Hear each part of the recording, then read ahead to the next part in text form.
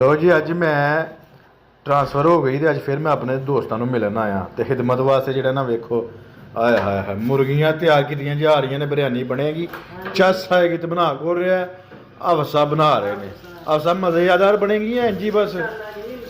हाफिज साहब वेखो ना नालों नाल सारे काम ही करी जा रहे हैं हाफिज साहब खुजरा ले ने तो डान ने डान पूरे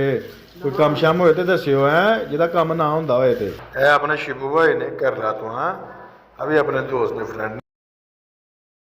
गपशप लाने वास्ते बैठे हुए ने ये मेरे जो ना ये यूपी नहीं किधर से बिहार के भाई हैं ये बहुत अच्छे आदमी मस्त एकदम मस्त इनकी बस शादी का मसला है बाकी सब खैर है ये देखें ना ये तम्बाकू खाते हैं भाई जो ना ये सिर्फ इनका काम तम्बाकू खाना है रिजवान भाई ने कश्मीर तो हैं सर्वेयर ने इंजीनियर ने सीनियर हैं चीफ सर्वेयर ने ठीक है ये मैं नाल लैके आए ने इंशाअल्लाह ते अल्लाह खैर रखे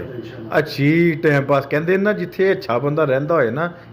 जिंदगी अच्छी गुजारोगे ना किसी जगह तो लोग याद करेंगे हुण मैनूं 100 किलोमीटर तो लैके आए ने क्योंकि मैं अच्छा टाइम गुजारिया ठीक है अच्छा टाइम गुजारिया इस वास्ते 100 किलोमीटर लैके आए खिदमत करने वास्ते 2 दिन खिदमत करनी फिर अगले छड्ड के आना है इसलिए क्या है जिंदगी अच्छी अच्छी गुजारो प्यार मोहब्बत नाल हैं जिथे भी जाओ तुहानूं कोई याद रखे।